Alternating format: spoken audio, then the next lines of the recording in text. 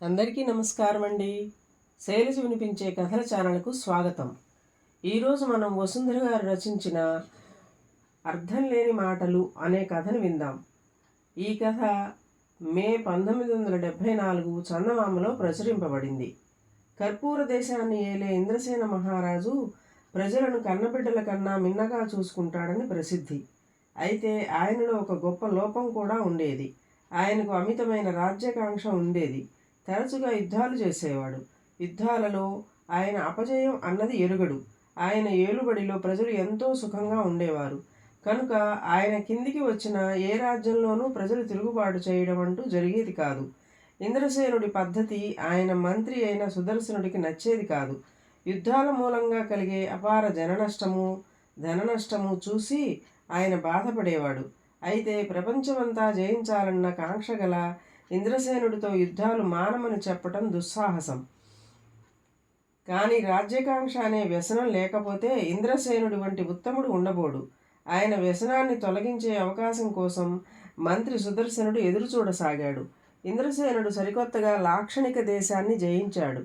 ఆ దేశాన్ని పాలించిన సులక్షణుడు అనే రాజు యుద్ధంలో ఓడి పారిపోయి తన దేశానికి పొరుగున ఉన్న సౌగంధిక దేశపు రాజు భీమసేనుడు శరణుజొచ్చాడు.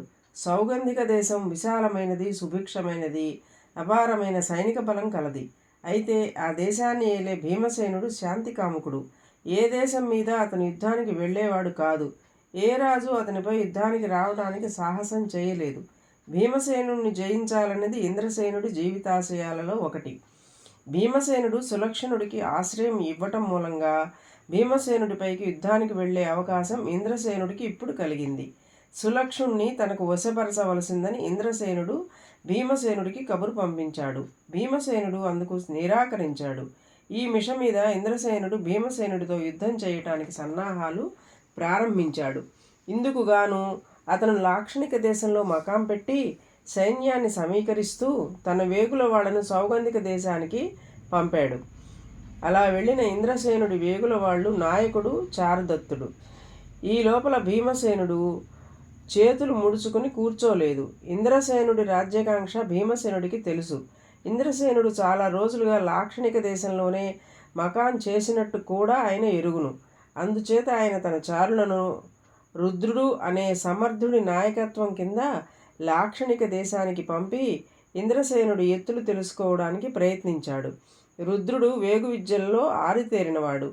అతను లాక్షణిక దేశానికి బయలుదేరే ముందు సులక్షుణ్ణి కలుసుకుని లాక్షణిక దేశంలో ఆయనకున్న మిత్రులెవరో వివరంగా తెలుసుకున్నాడు. కానీ అందువల్ల లాభం లేకపోయింది. దానికి కారణం ఉన్నది. ఇంద్రసేనుడి చేతిలో ఓలిపోయిన సులక్షణుడు పరిపాలనలో సమర్థత ఏమీ లేనివాడు.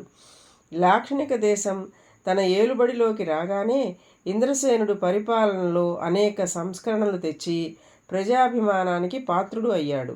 సులక్షణుడికి మిత్రులుగా ఉండిన వారందరూ ఇప్పుడు ఇంద్రసేనుడికి మిత్రులైపోయి అతనికి సహాయపడుతున్నారు.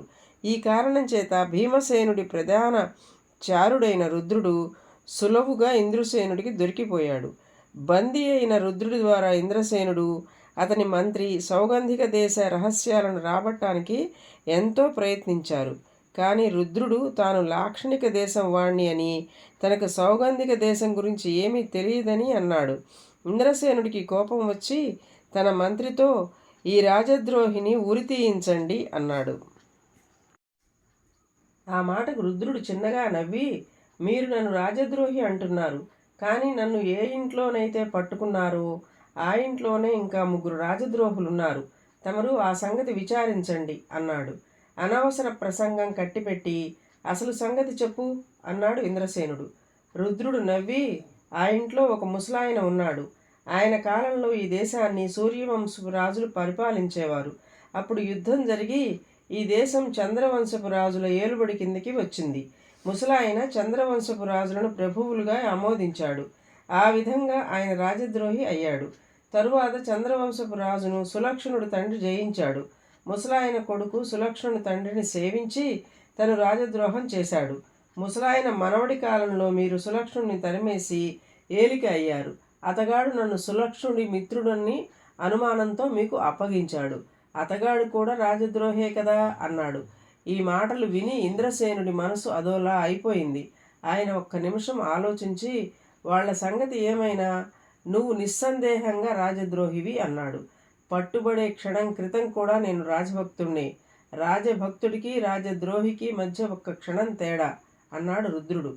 మూర్ఖుడా, నువ్వు మళ్ళీ రాజభక్తుడివి కావాలంటే కాలచక్రం వెనక్కి తిరగాలి అంటూ ఇంద్రసేనుడు బయటకు వచ్చేశాడు. ఆయన వెంట బయటకు వచ్చిన మంత్రి సుదర్శనుడు ఆయనతో, ప్రభువులు మన్నిస్తే రుద్రుణ్ణి రాజభక్తుడిని చెయ్యటానికి కాలచక్రం వెనక్కు తిరగనవసరం లేదు. మరొక మార్గం ఉంది. ముందు ఈ లేఖ చూడండి అంటూ రాజుకు ఒక లేఖ అందించాడు. ఆ లేఖ చూసి చంద్రసేనుడు కలవరపడ్డాడు. తన చారులలో ఉత్తముడైన చారుదత్తుడు భీమసేనుడికి దొరికిపోయాడు. ఎలాంటి హాని కలిగించకుండా రుద్రుణ్ణి వదిలిపెట్టేటట్టయితే చారుదత్తుణ్ణి వదులుతానని భీమసేనుడు ఆ లేఖ ద్వారా ఇంద్రసేనుడికి తెలియచేశాడు. కర్తవ్యం ఏమిటి అని ఇంద్రసేనుడు తన మంత్రిని అడిగాడు. రుద్రుణ్ణి వదిలేయటమే అన్నాడు సుదర్శనుడు. అతన్ని రాజభక్తుడిగా మార్చడానికి ఏదో మార్గం ఉందన్నావు అని ఇంద్రసేనుడు జ్ఞాపకం చేశాడు. మన సరిహద్దు దాటగానే రుద్రుడు రాజభక్తుడైపోతాడు. రాజభక్తుడికి రాజద్రోహుడికి సరిహద్దు గీతే అడ్డం అన్నాడు సుదర్శనుడు. అంతేనంటావా? అయితే నేను చేసే యుద్ధాలు అన్నాడు ఇంద్రసేనుడు. నిష్ప్రయోజనం ప్రభు. ప్రజలకు ఏలుబడి ముఖ్యం కానీ ఏలిక కాదు. రాజభక్తుడు రాజద్రోహి అన్న మాటలాగే మన దేశము పరదేశము అన్న పదాలు కూడా అర్థం లేనివి.